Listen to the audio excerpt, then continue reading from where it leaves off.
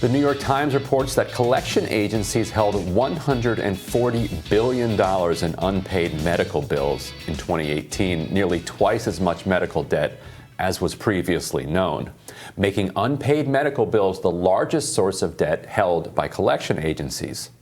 Across the country, marches are set to take place as part of a grassroots effort to push for Medicare for All. Saturday, activists are rallying in all 50 states, backed by a number of coalitions and groups. Here to discuss the marches are author, former Senate aide, and activist Tara Reade, who will be at the rally in Los Angeles, and March for Medicare for All organizer in Chicago, and interim Black, Latino, and POC contact, Joy Bunton. Welcome to you both. Hi, thanks for having us. Yes, thank you.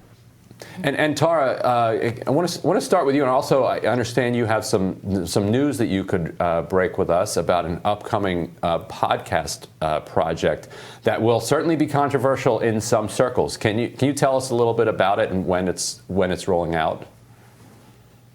Yes, actually, thank you for asking. The working title is The Politics of Survival with Tara Reade, and it should be rolling out in September.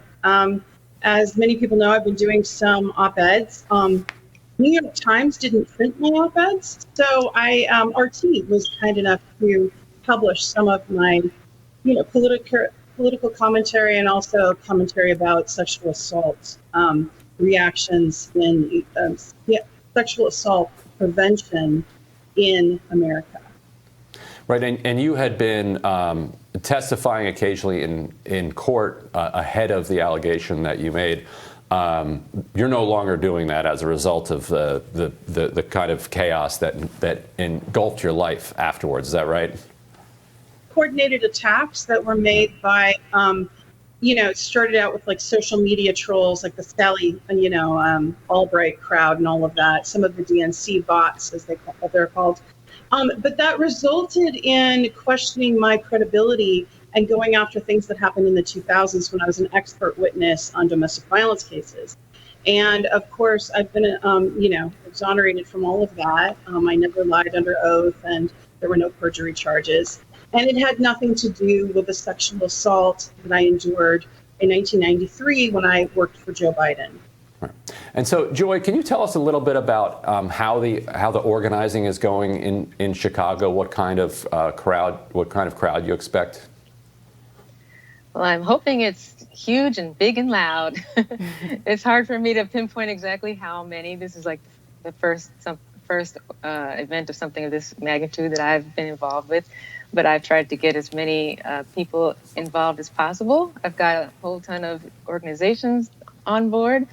And I'm just crossing my fingers. I understand a lot of people are coming on the bus, and so I'm hoping that'll help make it even bigger. So I can't really tell you an exact number, and I don't want to jinx it by saying, it's going to be X thousands, and then it's So I'm hoping it's huge. I'm hoping it's loud. Everyone wants to come. Please come. Please sign up. Yeah, and we can see the list of cities. We actually have it up on the screen right now, where all the marches are going to take place. And Joy, I wonder if you can talk to kind of what these marches are advocating for, action at the state level. I know we recently saw some action in Maryland. Or are you pushing sort of for more federal attention on this issue? Right now, we're focusing on the federal issue. We're focusing on saying that we want Medicare for all. We haven't named the legislation, but we're basically saying we want Medicare for all. We want it for everyone. We want it now. Everybody in, nobody out.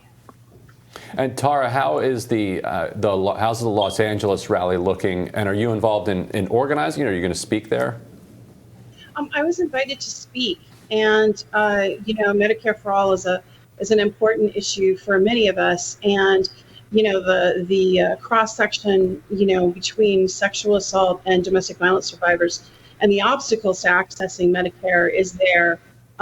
As well as I've had several family members, unfortunately, pass away from cancer, and it's economically devastating. And so many of us have had personal bankruptcies that have been because of medical debt. So those of us that are coming out in Los Angeles. I believe that Ron Falcone will be speaking there, and some other people in front of the CNN building. I'll be at the park. But we're expecting a good turnout, and it's a very interesting movement because you have libertarians, you have red berets, so you have it's a very nonpartisan movement to try to come together and ask during a pandemic for medical, care. Joy, how did you personally? What was your journey that led you to this issue? Well, I've been dealing with health issues for a long time, and in 2004, I was diagnosed with polymyositis, which is a rare neuromuscular autoimmune disease. Very few people get it. I had to look it up, find out how to spell it, and it causes it affects the proximal muscles, so it makes it hard to stand up from a seated position, climb stairs, raise my arms. When I was in the hospital and asked me to raise my arms, I was just like. It was like straining just to do the smallest, simplest thing. And so they finally figured that out, treated me, and I got better. But then like a couple of years ago, I lost my job and I couldn't afford Cobra. It's like hundreds of dollars a month. And when you're on unemployment, you don't qualify for Medicaid, which is ridiculous. They need to fix that math because they think, oh, you just make too much money, you can't get on Medicaid. So it wasn't until my unemployment ran out that I was finally able to get on Medicaid and then see my doctor. And he was like, what happened? Because I couldn't afford the immunosuppressants that I take in addition to the prednisone that I'm on. So I was just a mess. And so I'm thankful that my particular doctor at University of Chicago hospitals, they take Medicaid, which is unusual because they're a very prominent private hospital. It's not cheap, but fortunately, they take my Medicaid. But so many people can't get that, can't see their specialist, and I have to see a specialist. And so that was my own awful, stressful experience. Fortunately, I'm doing better, but I've applied for disability, and that was denied.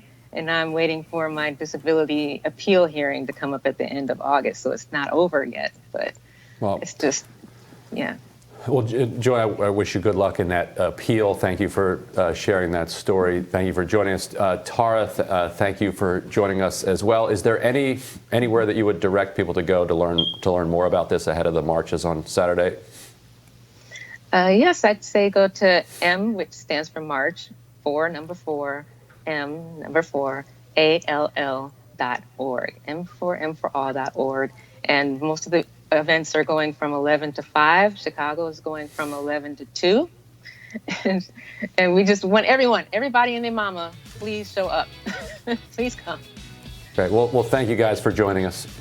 Thank you, ladies. We wish you the best of luck. Thank you so much. Thanks a lot.